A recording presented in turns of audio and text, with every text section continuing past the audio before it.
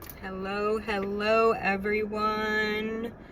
Welcome to day 2 of our 21-day self-love challenge. I'm so excited to be here with you guys today. And the first thing I want to talk about today is the plan I have for this little journey we're going on.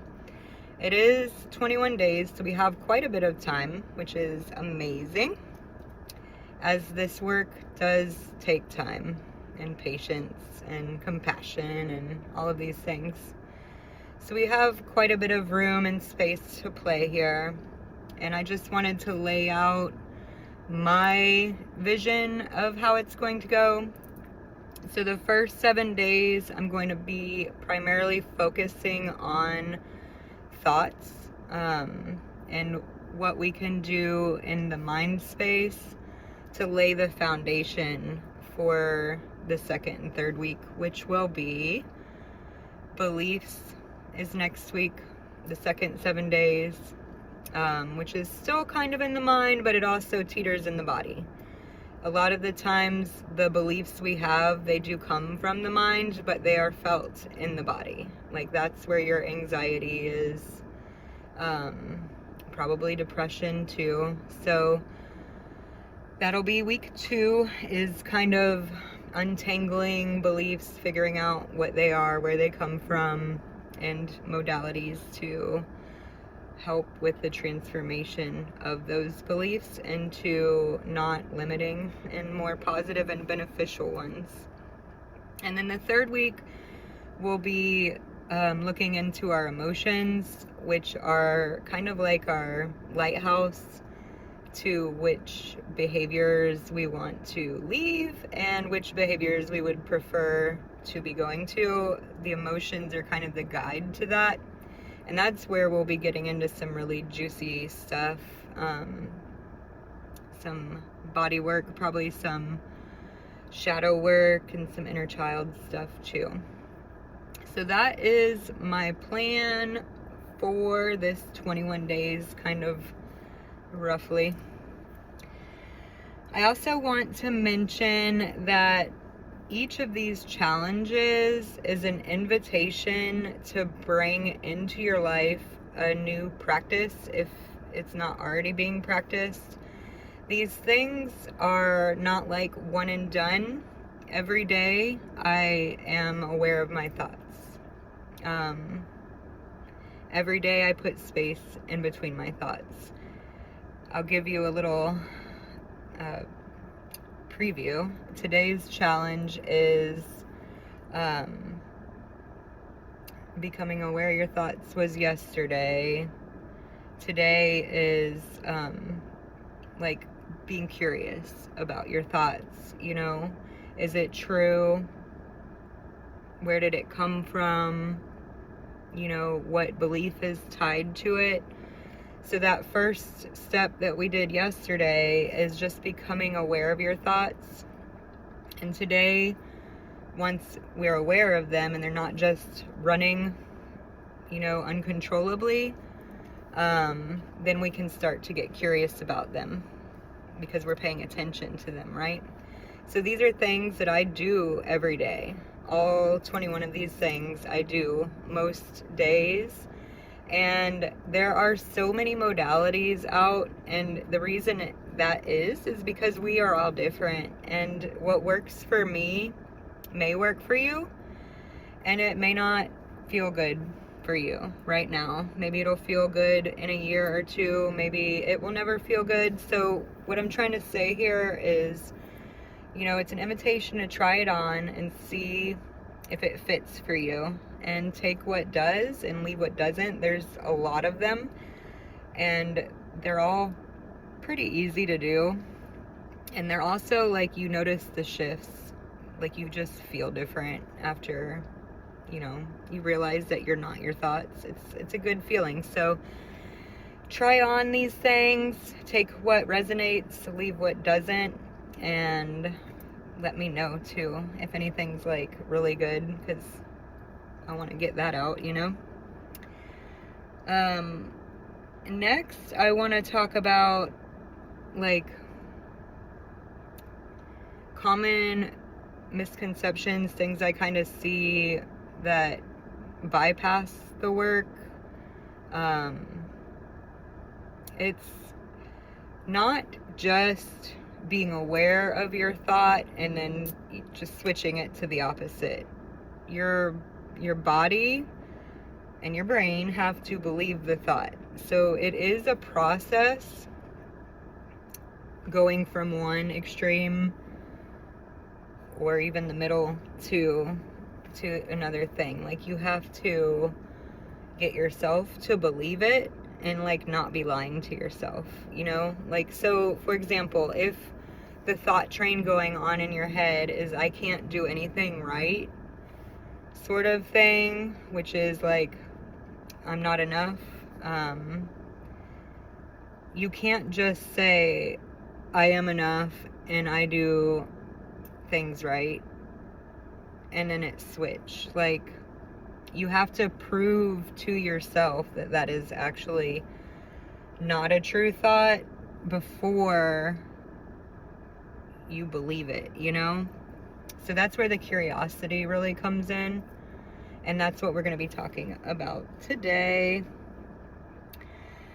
So yesterday we talked about becoming aware of our thoughts, and just like one of the pictures I like to see in my head whenever doing this is that you are the sky. Your thoughts are the clouds. So, you are the sky, you are always there. The clouds, they come and go.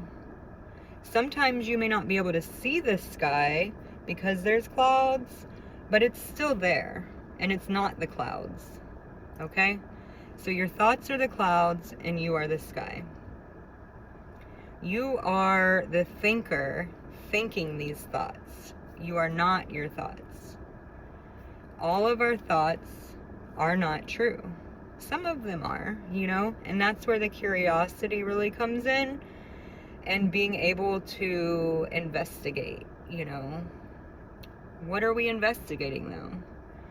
All right, so putting that space and that awareness, the awareness that you are not your thoughts, the ability to watch your thoughts come and go without attaching to them, without identifying with them, without believing them that they're true 100%. It's more like, oh, this thought just went by, how interesting, you know?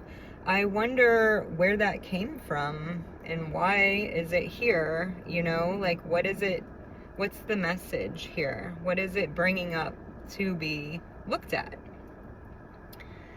So today's work is about, again, not identifying with your thoughts. You are not your thoughts. You are not your beliefs. You are not your behaviors. You are like so much more than that, you know? Like, whenever you really sink in to who you are, can you feel it? Can you feel that you're not like you're not bad, you're so good, like, but then there's all these things that you think and you believe and you do that maybe you don't feel like are good, you know? And that's where it gets kind of tricky. But you're not these things. These things are driven by your thoughts and your beliefs and your emotions. And so that's why it's important to control them, which leads to another misconception, in my opinion. Now, a lot of people disagree, and they say that you can control your thoughts, but I don't agree with that. I think you have some measure of control, but actually, like, which thoughts come through and which thoughts don't, I don't think we really have a lot of control over that. Where we do have control is whether or not we believe we are our thoughts, whether we're getting stuck in the loop of the thoughts and believing the thoughts if they're untrue. You know, that's where our control is. Can we put separation in between ourselves and our thoughts and get curious about it to figure out where it did come from? Okay? And where I believe thoughts come from is a plethora of places. Okay? They can come from what you're watching. What are you consuming on social media, on the TV, when you're out and about? Like, what events are you going to? Like, are you hanging out at the bar? Because there's probably a lot of like negative spirals going on there. Whereas if you're, say, in a yoga class, you know, there's different, like, you're consuming different conversations and just hearing different things. So our thoughts come from our senses, basically. What we see, what we hear, what we feel, what we smell. Have you ever smelled something and you're like, oh my God, you know, start thinking about how hungry you are or that you want to eat whatever it is that you smell, stuff like that. So our thoughts come from our senses, and it's our way of kind of like making sense of the world. They can come from our past experiences. So like if something happened, you know, 20 years ago, and then maybe you smell something similar or hear a similar sound or see something similar, then your thought will automatically kind of go back to that past experience and maybe start to create scenarios that may or may not happen based on that past experience. So it's important to be able to first be aware of your thought, that it is a thought, it's not who you are. That creates the space that's needed to dig in and get curious about where that thought came from. So I have an example. Yesterday, a neighborhood kid came down to play with my youngest, and he had a hoverboard, okay? And like, I, in the past, have been probably too protective of my kids and held them back from experiencing these, you know, exciting adventures in childhood because I'm scared that they're gonna get hurt, you know? So he came down with his hoverboard, and automatically I felt it in my body, and I'm like, okay, what are the thoughts going on right now, you know? And the thought that was in my head, of course, was my child is going to get on this thing and he's going to fall on the concrete and crack his skull open, because, you know, this is how my thought train goes. I don't know if I'm alone here, but mine always sees the worst possible scenario that could happen. And until I became aware of that, like, it was literally like real in my head. Like, I could see it happening, I could feel it happening. It was like, so then, you know, but they lose a lot, and in that, like, they lose parts of their childhood. And this is coming back to the trust. Like, I need to trust that he has the ability to ride this thing, and that if he doesn't and he does get hurt, that his little body is going to heal, right? So last night I was in this loop. You know, I did ask the boys some questions about his hoverboard, like how it works, if he's ever been hurt, you know, how bad of hurt was he, to kind of, you know, get more information. A lot of the times when we're scared of something or resisting something, it's because we don't understand it. So asking questions is really important, especially whenever you're trying to stop these like destructive thought trains that come and go. So what I did was I just took a breath. I went in my house and I let my kid play. I don't know if he got on the hoverboard or not. He didn't get hurt.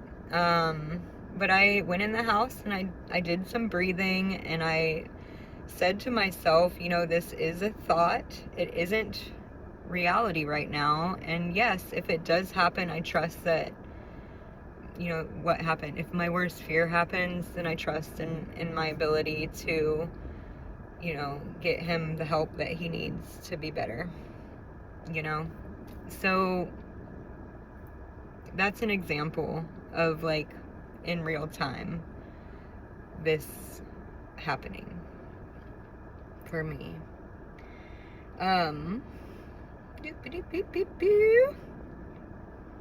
Yeah, so we're not our thoughts. Our thoughts may be true or they may be false. So we become aware of them, we disidentify with them, and then we have that space to really get curious with them. Like, where did this thought come from? Well, you know, a few years ago on the news, there were kids getting hurt on hoverboards. I also wouldn't get on one because I'm pretty sure I would be the person that cracked my skull open. So I'm like, projecting onto him beliefs about myself, you know? And so separating, giving that space, getting curious about where the thought comes from. Is the thought true? Like, is it 100% fact that if he gets on this hoverboard, he is going to fall off and crack his skull open? Right? It's not true. In fact, he'd probably get on it and have the time of his life and be just fine, because that's what kids do, right? So being aware that the thought is there, not letting it consume me, not letting it hinder his experience as a child because of fear that lives in me, you know, is so powerful. And it's a daily thing. It's a daily choice we make to not identify with our thoughts, to not let our thoughts drive our life, to control us, right? We are in control of our thoughts. Even though we can't control which thoughts come and go, we can control the story that we tell ourselves about the thoughts. We can control our knowingness, our awareness of where they came from, so that we can understand why we think this way, so that we can shift into, you know, something different, something new. The next thing is, whenever you create that space, like, what beliefs are driving these thoughts? So going back to the example of everything I do is wrong, or everything I do is bad, nothing ever turns out right, you know, what is the belief that's tied to that thought? And I know yesterday I said that thoughts create beliefs that create emotions.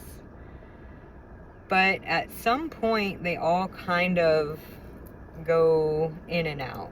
They're all connected. So it's not necessarily that one's driving the other. They're kind of like holding the wheel together in the way I see it. So what belief is tied to the thought of, like, nothing I ever do is good enough? Like, it's tied to the belief that I'm not good enough. It's a shame wound. There's something wrong with me. Okay? And that belief, no matter who you are, is just not true. And it's so common. There are a few very common limiting beliefs that I've found for me, and I've seen out in the world too. Like, most of our, like, unhappiness, not fulfillment, like, emptiness comes from these beliefs. So those beliefs are: I am not worthy, I am not lovable, I am not enough, and I am not safe. Those 4 beliefs drive most toxic behavior, in my opinion, honestly. And most of your thoughts, whenever you are creating that space and trying to figure out what is the belief behind this that's not true, it's normally one of those, to help you narrow it down. So, and then those beliefs, like, we are all worthy. We are all lovable. We are all enough. Safe? I don't know. I'm still working on that one. But I can give myself safety. It's the safety one is so interesting too. I think that one is tied to like generational trauma in a big way. Like, I have this fear of being murdered for doing what I'm doing now. Yeah. I'm trying to convince my body that it's safe to make these videos and be seen and to preach self-love. Like, I don't know. I think maybe, I probably got burned at the stake quite a ways back, and that's still living in me. So, yeah, I'll let you know whenever I get there on that one. Because I can't say we are all safe and not feel like I'm lying right now. Because this world is really a crazy place. But you can teach yourself how to be safe in your own body and feel safety from yourself, feel safe inside of yourself, feel safe with yourself, being yourself. And that's really the safety that unlocks, being able to express yourself and all of those good things. So, I think that ties up about what I wanted to talk about today. So yesterday was about becoming aware of your thoughts and creating that space. And today is getting curious. Today I want you, whenever you're being aware of your thoughts, not judging them. And I realized I said that yesterday, like the quality of your thoughts, like that could go judgy. So just really try very hard to not judge yourself for the thoughts you're thinking. They're always, with everywhere has these thoughts that come from who knows where. And as long as we don't identify with it and we don't like mark it as true, creating that space and sinking into what is the belief that's tied to this thought, and becoming aware of these beliefs that are driving the thoughts is so powerful. For me, my biggest one is worthiness. And I remember the first time I was in therapy, and the therapist made me say out loud, I am worthy. And oh my goodness, like, talk about not believing it. I did not believe it. And I mean, it was still a couple years later. It was like, ugh. But it was really cool whenever it finally did click and I did believe it. But if you know the thought and you can find the belief that it's tied to, then you can start to look at ways, like for instance, the worthiness one, like you look for ways that you are worthy. And that's how you start to believe the new belief, is proving to yourself through your experience, which you will have experience showing you that you are worthy. Okay? The unworthiness, it's all lies. And we can work through that too. There will be proof that you are worthy. And that's where you start to change the belief so that you actually believe it, and it's not this bypassing of just switching your thoughts from negative to positive, right? So the challenge today is, again, keeping that awareness of your thoughts, noting what's coming and what's going. Oh, that's interesting that I would think that. I wonder what belief that is tied to that lives inside of me that I'm ready to like chop off and let out into the ethers, Because at the end of the day, we are all so worthy. We wouldn't be here if we weren't, okay? And lovable. Oh, we're all just beings of love. With all of this other stuff too, but like at the core, that's what it is. We are love. So of course we're lovable, you know? The trees love us. We give them carbon dioxide. You know, without that, it it doesn't work. So yeah, you are enough. You are lovable. You are worthy. And any thoughts and beliefs that are saying otherwise, that's the resistance that you feel, that, it's because they're not true. And that's our job here, I believe, is to unravel all that to get to the truth, which is you are love. Thank you so much for listening. We'll be back tomorrow.